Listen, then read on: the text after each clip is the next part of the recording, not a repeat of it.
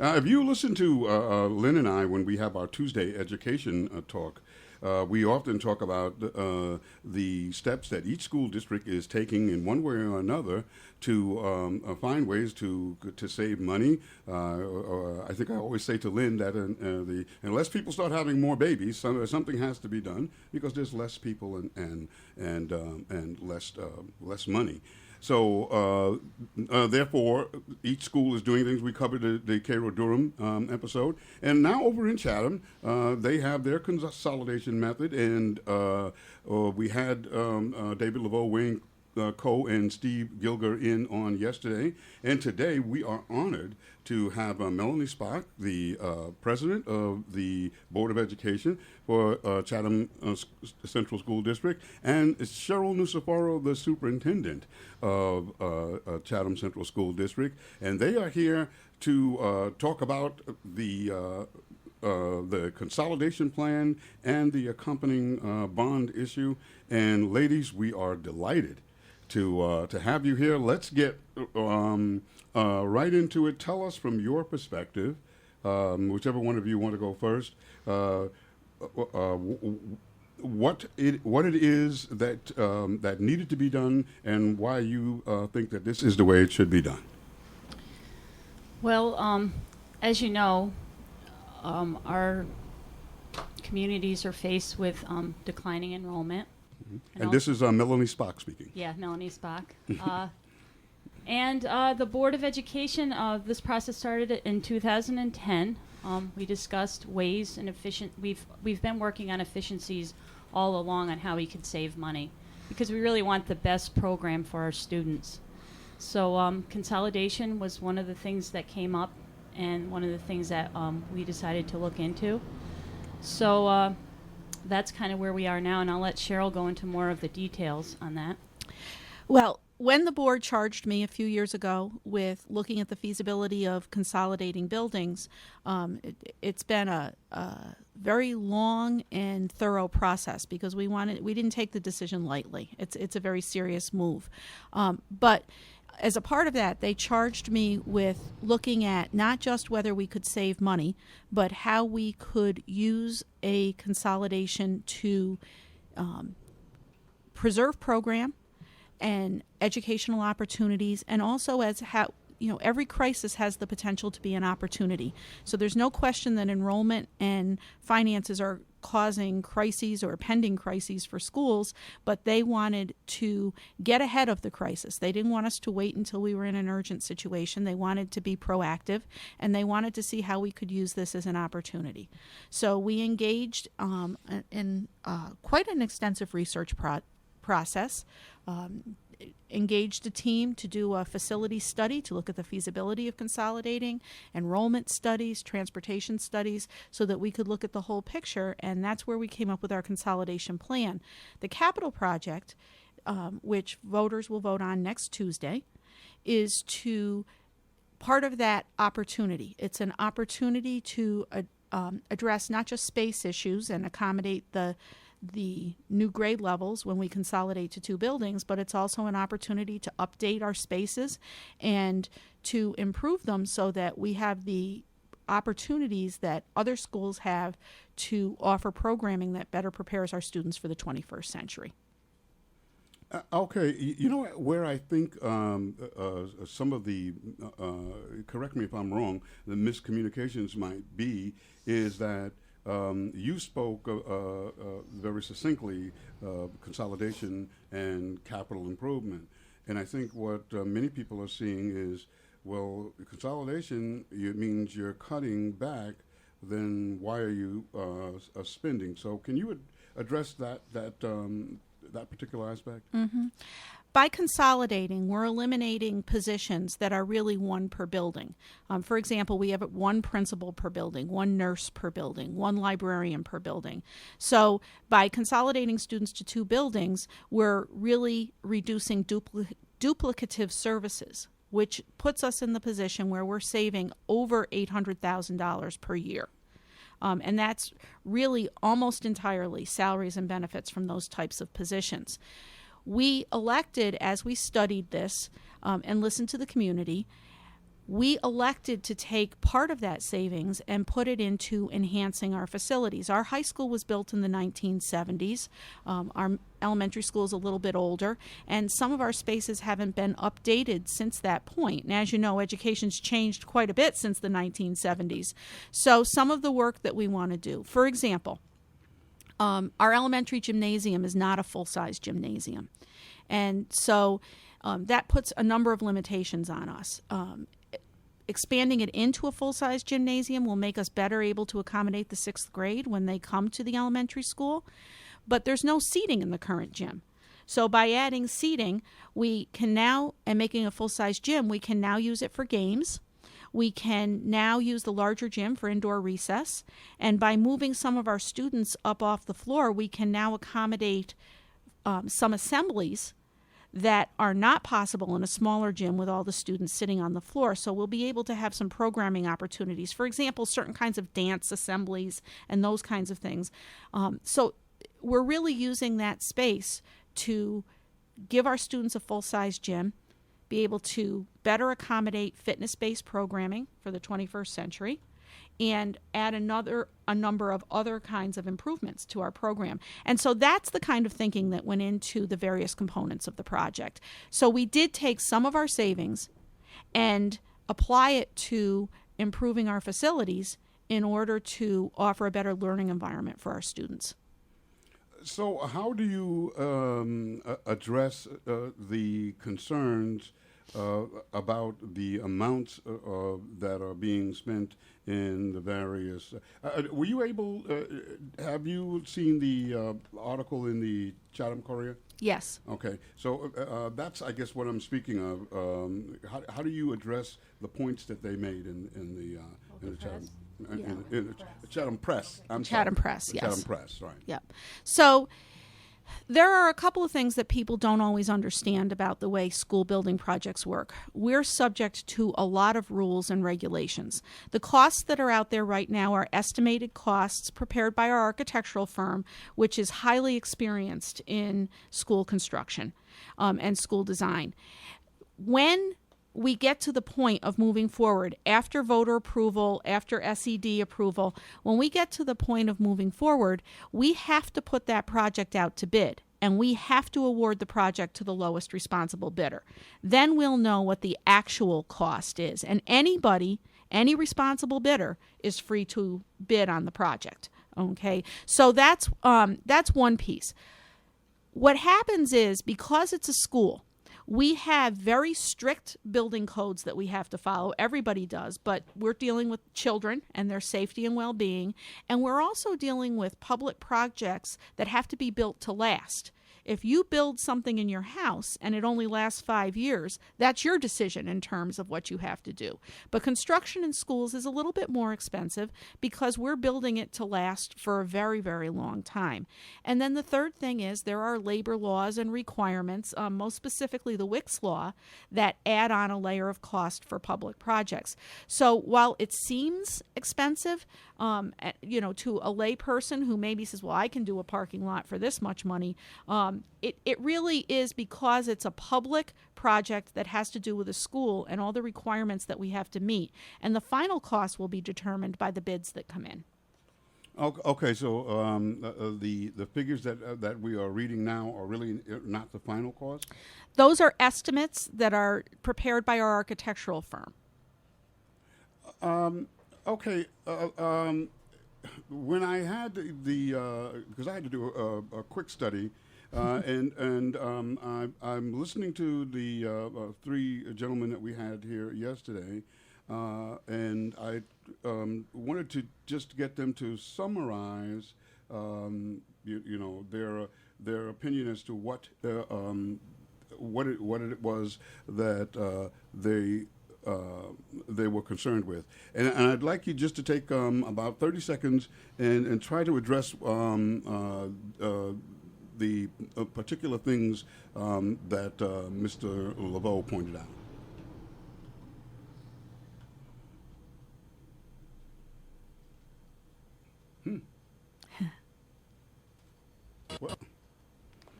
Well, I guess we're not.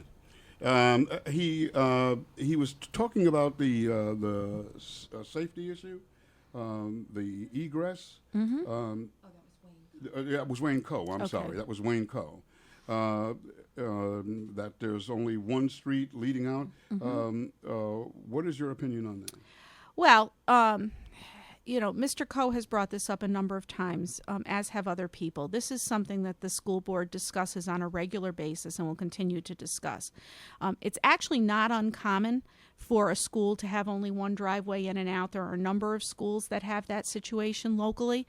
But we have safety and evacuation plans. Our high school has been at the end of that driveway that Mr. Coe was describing for over 40 years. So we've been planning for what to do in an emergency for a very long time. I'm not going to share the specifics of that because for obvious reasons, safety plans and evacuation plans are confidential. That's in order to keep everybody as safe as possible. We value our high school students as much as we value our 7th and 8th grade students. If we felt that we didn't have appropriate evacuation plans, then we would not be having any students in that situation.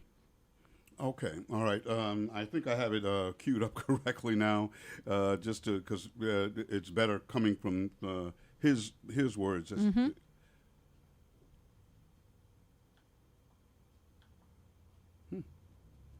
Well, I guess I don't.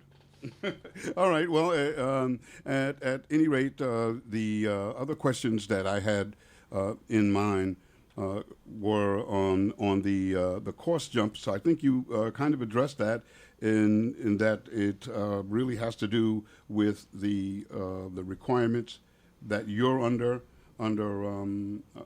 public schools. Why is to you, what is your take on why there is a difference between what you are saying is the requirements and the public perception? Well, I want to be careful that the perception of a few people is not necessarily the perception of the entire public. So we've actually gotten a lot of positive feedback on our process. We had a lot of town hall meetings.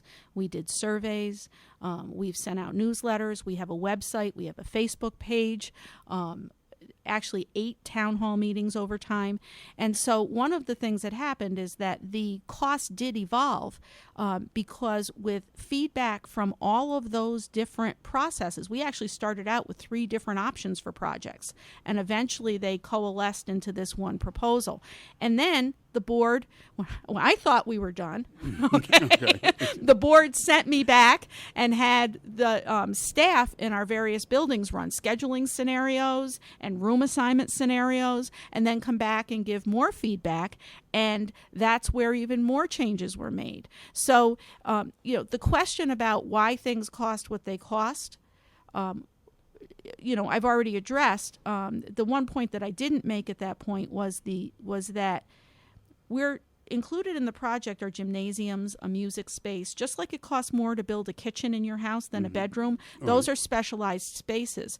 And the reason we're doing them at this time is because the savings from consolidation and state aid allow us to do that without raising property taxes. We're not likely to have another opportunity to build those kinds of spaces for our students or to renovate them.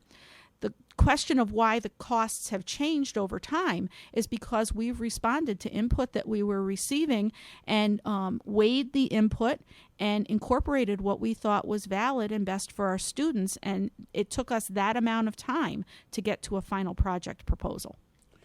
As I understand it, there was on the middle school building, there was a considerable investment prior to the building. So I guess the question arises is, after putting that investment in the building, why was that the building that was chosen to be closed?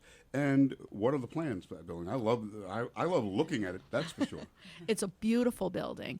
The project you're speaking of was over 15 years ago, and those enhancements are still there and they'll still be valuable to us. Our district offices are going to the middle school. We'll continue to use the auditorium and the gymnasiums and the fields, and because we're increasing our capacity, we'll be able to address some very real issues that we have now with extensive community requests to use the facilities. So right now we can't accommodate all the requests that we get, and this will make us better able to do that. So in addition, the board was clear in its direction that we repurpose that building in some way that it would be an asset. So we're in the process of actively working on plans to do that. Some of the possibilities include an expansion of the public library, which adjoins the middle school building. I've been approached by a couple of daycare centers who are interested in having space in that building. We're looking at the possibility, some school districts have businesses that offer, like an incubator business that temporarily leases space in return for offering internship opportunities to high school students. And there are models where colleges come in and they will partner with the school district for college professors to come in and teach classes to community and high school students. So we're exploring a lot of different possibilities for how we can use that space as a district and a community asset. It sounds to me like there are possibilities there for that building to be a source of income for the school district? Mm-hmm. Yes. Yeah. On the matter, and this is a central thing that I hear all the time, and I'm never sure whether it's the people in the community or the source of information. But I regularly hear this central complaint, and that is that somehow the folks who are the end users feel that they just were not communicated with, that there was not sufficient output, there was not any suggestions solicited. How do you address that? How do you address those concerns? Because I that is one of the central things that I hear all the time. Well, we've started this process for a long time now, and I feel like we've had a lot of town hall meetings where we've taken in information. We've had some meetings with people, in an office who've had more questions than others. We've always been available to answer questions, take people's input. I mean, I remember sitting in a town hall meeting where the school nurse says my office isn't big enough. So we worked on that to get that into our project so that it would best suit the needs of the students. I feel like we put things out on our website. We have meetings. Oftentimes our meetings are not well attended. We tried the best to get the information out. And I don't know what else we could do besides have a meeting with every single person. And I don't think I have time for that. But I really do feel that we've been very diligent in getting the word out about this project and asking people what they think about it. I mean, this is for the students of Chatham and the community. And it's important. I mean, this is a big decision, and we have needed people's input on it. And I think we've worked hard to do that. I think, if anything, Melony's being a little bit modest in terms of the efforts of the board.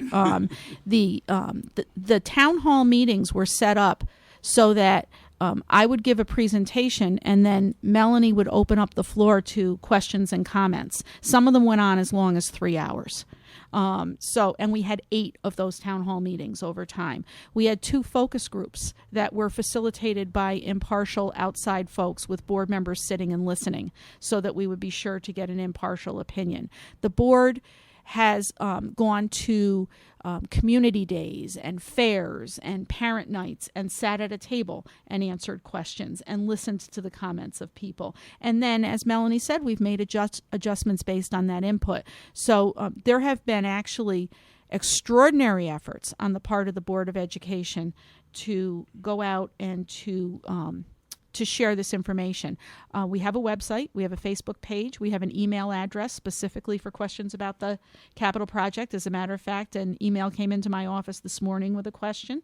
And we've gone to community groups. We even went out and said, if you can get some people together at your house, we'll come to your neighborhood. So I'm not sure what else we could have done to get the information out there.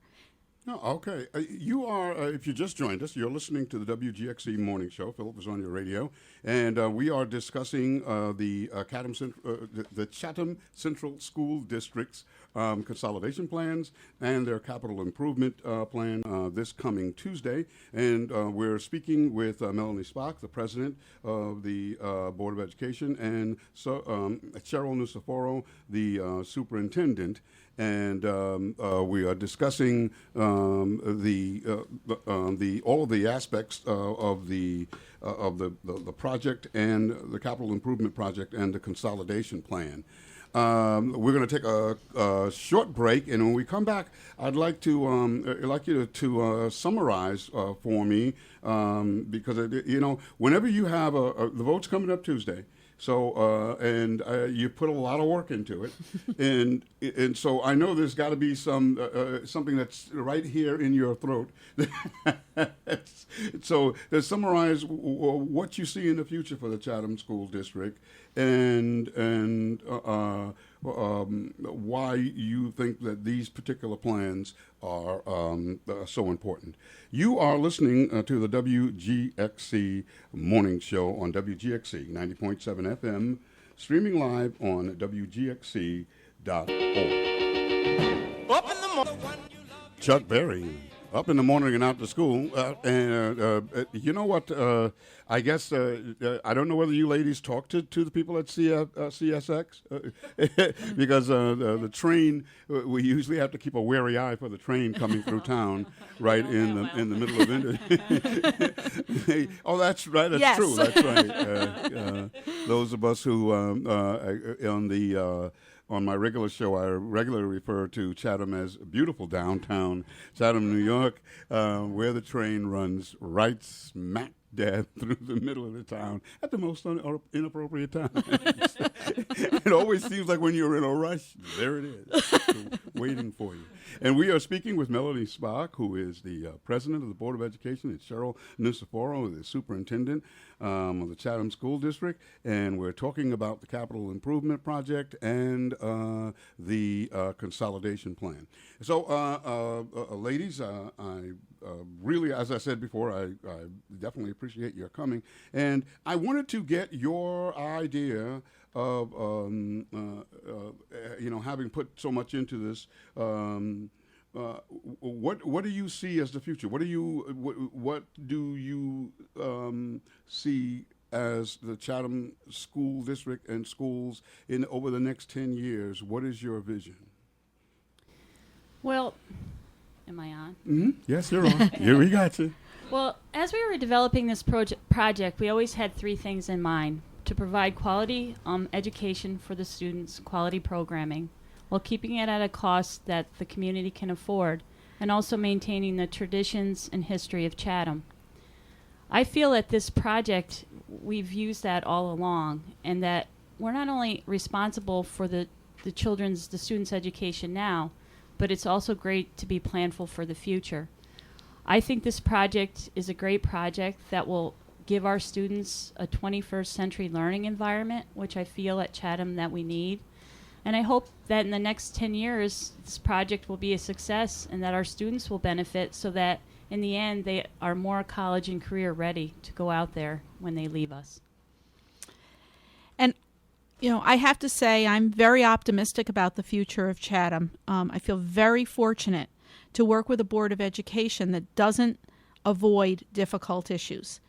It would be easy to close our eyes to declining enrollment. We have reserves that can get us through for the next few years, even if we don't deal with difficult issues, with the difficult financial picture. And I think that I'm fortunate as a superintendent, the community is fortunate, and the children of Chatham are fortunate that we have a board that doesn't wait, but looks into the future and tries to plan for what's coming so that they are working proactively instead of reactively to try and provide the best opportunities. And when you have a Board of Education that operates in that way, I think that speaks very positively. It makes me very optimistic about Chatham's ability to handle whatever may come down the line in the next 10 years. If if on Tuesday the voters reject the capital improvement project, do you have a plan B in mind, or what will happen then? Well, given the financial projections and the enrollment projections, the board has said all along consolidation is inevitable. We're going to need to go to 2 buildings. This plan, including the capital project, was developed based on all the things that we heard and all the things we believe are the right things to do for our students. If the project goes down, then we'll have to go back to the drawing board and come up with a different consolidation plan that doesn't have this capital project as a part of it. It becomes an issue of when and how, not if. Okay. Is there anything that that I left out, or that you would like to add? Because I want to make sure that you get all of your points across. No, I think we're good. Just that people should get out and vote on Tuesday. And also, if people need more information, we recently sent out a newsletter. Our website is chathamcentralschools.com, www.chathamcentralschools.com. People are free to call my office if they have any questions, send in an email. That email link is right on the website. Our priority has been that the community have accurate information to use when they're making their decision on Tuesday, and we very much want them to come out and vote. Okay, we have been talking to Melony Spock, the president of the Board of Education for the Chatham Central School District, and Cheryl Nuciforo, the superintendent of schools for the Chatham Central School District, regarding the consolidation and the capital project improvement plan, which vote is coming up on Tuesday. And I am a certified go out and vote harasser, so anyone who listens to the show knows the importance of it. Lynn and I talk about it all the time on our Tuesday sessions, and Paul Smart, the journalist, and I talk about it on Fridays. And I've had Lynn do her classic explanation as to why it is important even if you do not have children in school. It's not just for parents. These these votes have a direct effect on your property taxes. So you're a part of it. So folks, it's 9 to 9. So, and I know, I've just retired, so I'm kind of used to it. But I know it's a difficult haul to come home from work and bring Susie to soccer practice and Bobby to band practice and then go out and vote. But you got to do it. Otherwise, you can't complain, folks. Right. You got to get out and vote on Tuesday, 9 a.m. to 9 p.m. The Mary Dardis, right? Elementary school, correct. Mary Dardis Elementary School. I might be poking around there getting some comments on Tuesday night. Ladies, thank you so much for coming in. Thanks for having us, Phil. Thank you so much. We really appreciate it. This is WGXC 90.7 FM. You're listening to the WGXC Morning Show. Philip is on your radio.